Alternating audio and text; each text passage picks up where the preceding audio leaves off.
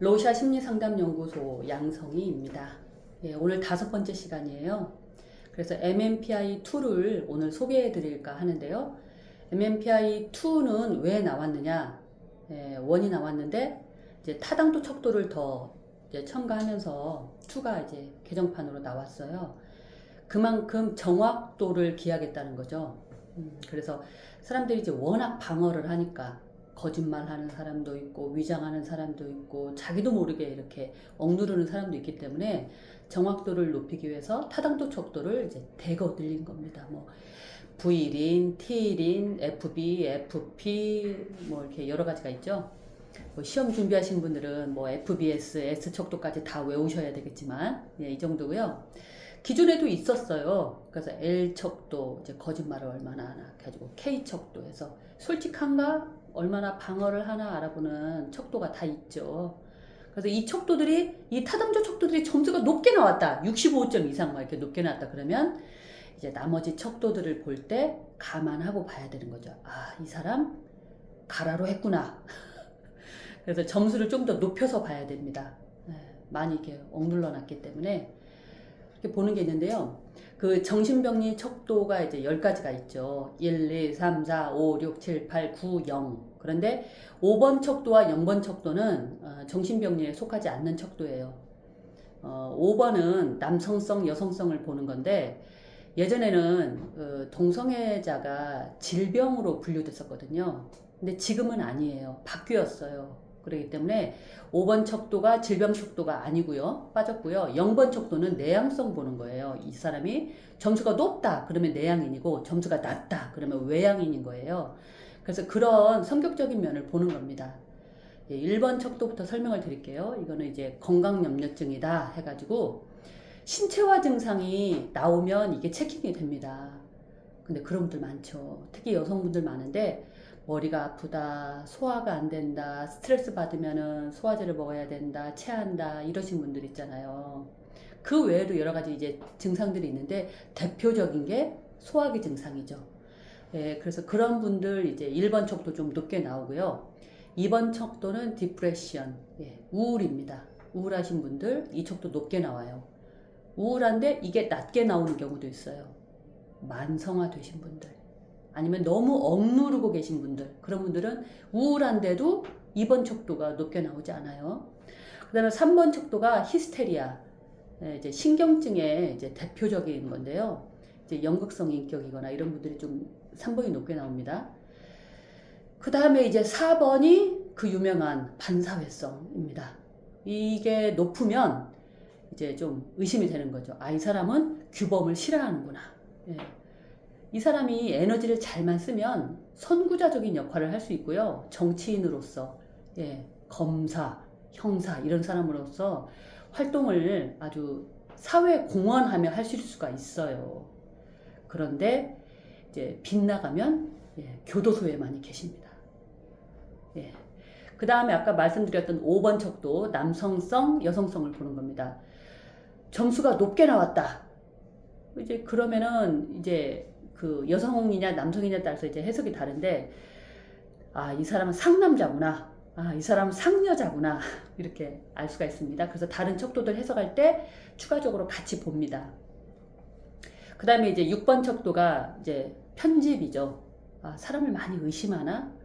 근데 다른 척도들과 같이 봤을 때 이 사람이 편집이 아닌 것 같은데 높게 나왔다 그러면은 일시적인 스트레스에 의해서 이제 아무도 믿을 수 없어 할 때 6번 척도가 높게 나오기도 하죠. 네, 그리고 이제 7번 척도가 강박성입니다. 강박적인 분들, 예, 완벽하게 해내려고 하는데 온통 실수투성이에요. 예, 불안하기 때문에 제대로 못하는 거예요. 그런 분들 어떤 척도와 짝꿍일까요? 예, 2번입니다. 우울은 불안이랑 짝꿍이에요. 우울한데 어떻게 안 불안하겠어요. 예, 그래서 2번하고 7번은 같이 가는 경우가 많습니다. 예, 27척도 유명하죠. 그 다음에 8번 척도가 조현병입니다. 8번 척도가 높게 나오면 이제 조현을 생각할 수 있는데 다른 척도들하고 당연히 같이 봐야 돼요. 얘만 높다고 해서 조현병이라고 진단 내릴 수는 없고요. 상상력이 굉장히 뛰어나다 그러면은 좀 높게 나올 수는 있어요. 이게 상상력 척도라고 보셔도 돼요. 이게 너무 낮다 그러면은 굉장히 관습적이고 융통성 없는 사람이라고 볼 수도 있습니다. 9번 척도는 경조증이에요. 에너지 과다이신 분들 있죠. 그래서 9번 척도는 이제 연료다 이렇게 표현하시는 분도 있어요. 그래서 이제 앞에 있는 척도들하고 9번 척도가 만났다 하면 이제 시너지가 확 나는 거예요. 제일 위험한 게 4번이겠죠. 반사회성인데 에너지가 넘쳐. 그럼 일 납니다. 물론 그러면서 정의롭게 이 사회를, 이 병든 사회에 구현하시고 뭐 그러실 수 있는데, 사고 척도는 교도소에 계신 분 70%가 이 척도라고 할 만큼 특징이 분명합니다. 좀 예의주시해야 되는 척도고요. 그런데 한편으로 4번 척도가 매우 낮다. 그러면은 어떻게 될까요? 좋을까요? 아니에요. 자기 주장성이 없는 거예요. 자기 주장이 없이 그냥 수동적으로 누가 말을 해주기를, 말을 하면 그냥 네, 아, 예 하고 따라가는 사람들이에요. 프랑스에서 받아들일 수 있겠어요? 4번 낮은 사람은 프랑스에서 별로 사람으로 안 치지 않을까. 그래서 적당한 게 좋다. 물론 나라마다 그 문화적 특성이 있죠. 그래서 그 국민들만의 특성이 나오기는 하는데 그렇고요. 또 특징 중에 하나 이게 쌍으로 보이는 척도들 보면요. 아까 1번 척도가 건강염려증이라고 했잖아요. 1번하고 3번하고 좀 맞나요. 여성들이 이제 그렇게 되는데 나 아파.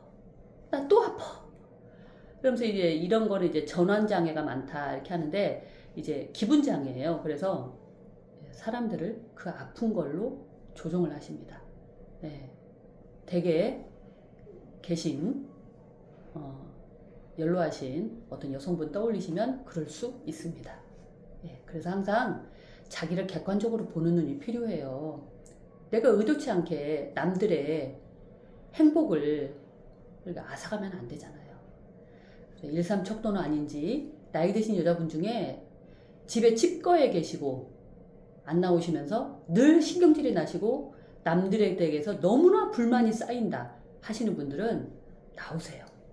많은 사람들 만나고 계속 부딪히실 거예요. 다 마음에 안 드실 거예요. 그러면은 깨달으셔야 됩니다. 아, 내가 일반적이지 않구나. 그러면 변화가 일어날 수도 있고 나의 사랑하는 가족들, 배우자, 자녀 행복하게 만들어 주실 수 있으십니다. 그 다음에 또 이제 흔한 게 4,6척도예요. 4,6척도 남자면 진짜 골치 아픕니다. 저는 4,6척도 보면서 채식주의자가 생각이 났는데 그 아버지 말이에요. 자기 애로 똘똘 뭉쳐있는 사람입니다. 그런 사람이 내 의견은 너무 옳고 자기 주장은 너무 강하고 남의 의견은 뭐 전혀 아랑곳하지 않는 거예요. 내가 옳기 때문에 그냥 밀어붙입니다. 폭력적으로. 폭력인지 모른 채 자신만의 그 방식으로 평생 가는 거예요. 가족들은 모두 희생이 되고요. 이런 경우가 있고요. 그 다음에 또 위험한 척도가 6,8척도입니다. 아까 편집증이라고 했죠. 편집은요, 처음에는 이제 편집성 이제 인격일 수 있어요. 좀 이제 그런 사고를 많이 당했다든가, 이제 의심스러운, 나를 이용해 먹고, 알고 봤더니 아니었다. 그래서 배신을 당했다. 이 세상에 믿을 사람 하나도 없어. 이렇게 자꾸 쌓이면은 이제 편집성 성격이 될 수 있겠죠. 근데 나중에 이게 편집 망상으로 가요. 더 심해지면, 치료를 안 받으시면. 그러면 망상하면 뭐가 생각나세요? 조현병 증상 중에 하나죠. 점점 심해졌다. 치료 시기를 놓쳤고 치료를 하지 않는다. 집에 칩거하고 있고 누구와도 대화하지 않는다. 이렇게 되면은 이제 심해지면 조현병으로 갈 확률이 높아진다 이겁니다. 그래서 6,8척도가 좀 위험한 척도입니다. 시험에도 많이 나오는 척도들 한번 말씀드려봤습니다. MMPI2에는 이 외에도 여러 가지 척도들이 있어요. RC 척도도 있고 보충 척도도 있고 해리스 링고 척도도 있고 하는데 그런 거를 모두 감안해서 종합적으로 이렇게 평가를 내립니다. 그래서 MMPI 하나만으로도 많은 정보를 얻을 수가 있는데요. 시간은 1시간 정도 소요됩니다. 네, 그래서 MMPI2를 검사하시려면은 좀 조건이 있어요. 19세 이상 성인이어야 되고요. 죄송합니다. 초6 이상의 읽기 능력이 필요해요. 죄송합니다. 그리고 이런 문해력도 되줘야 되지만은 지능도 좀 따라줘야 됩니다. 지능이 80 이상은 되어야 된다 이런 게 있어요. 그러면 청소년용은 없냐? 청소년용은 MMPI A가 있습니다. 그리고 요즘은 RF 척도가 이제 새로 개발이 되어서요. 문항이 좀 더 짧아지고 해석하기는 훨씬 쉬워진 그런 검사 버전이 있으니까 그 검사 버전 이용하셔도 좋고요. 예, 우리 이제 검사하시는 분들은 뭐 마음사랑 사이트에서 많이 구매하셔서 검사하시죠? 예, 검사를 받고 싶으신 분은 의뢰를 하시면 그 검사 풀배터리 하는 시간이 너무 길기 때문에 보통 전날 MMPI는 하고 오십니다. 예, 1시간 정도 소요되거든요. RF 버전은 그보다 조금 더 이제 시간이 줄게 되고요. 한 번쯤 꼭 받아보시면 좋다. 나와 내 가족의 행복을 위해 무엇보다 도 자기 자신을 위해서 TCI든 MMPI든 꼭 한번 받아보셔라 이렇게 추천드리고 싶습니다. 네, 오늘 이제 마무리 하는데요. 제가 좋아하는 황지우 시인의 너를 기다리는 동안 식구 하나 낭송하겠습니다. 사랑하는 이여, 오지 않는 너를 기다리며 마침내 나는 너에게 간다. 예, 오늘도 들어주셔서 감사합니다.